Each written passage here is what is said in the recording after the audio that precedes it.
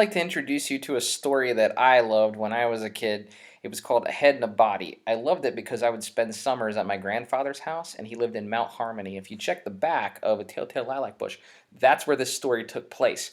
Now, my grandfather liked to fuel our imagination. He could hear us, my cousins and I, reading this story, and he knew that we'd want to look for this ghost, this headless body walking around looking for its head.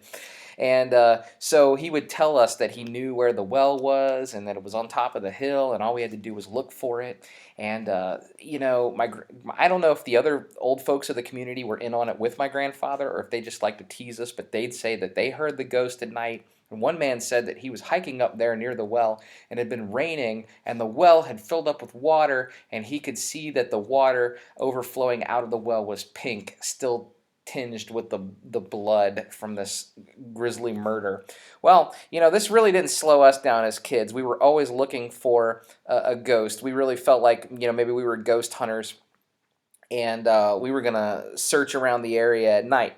Well, another thing that made this story cool is, to us as kids, it had the most horrifying graphic artwork. This is the artwork from the book itself, and wow, I mean, how do you get more graphic than that for a book that is kind of meant for maybe children, or was at least read to us a lot as children?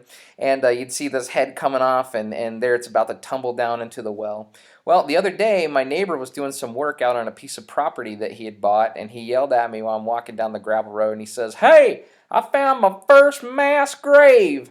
And I said, "What?" He said, "Yeah, I found a well over there." He had uncovered this well under this porch. It had long since been forgotten about. He says it was built in 1906.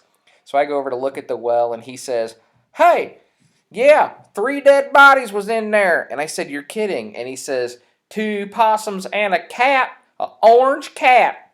And I thought, wow, okay, it's sad that 2 possums and a cat died, but I'm glad that it wasn't 3 human bodies. We didn't need that to be. I wasn't eager to actually relive that part of my childhood and think we've got some ghosts around here. Okay. Full disclosure, I have never seen a ghost. I've never seen a ghost. I wish I could, but I've not seen a ghost. So there you go.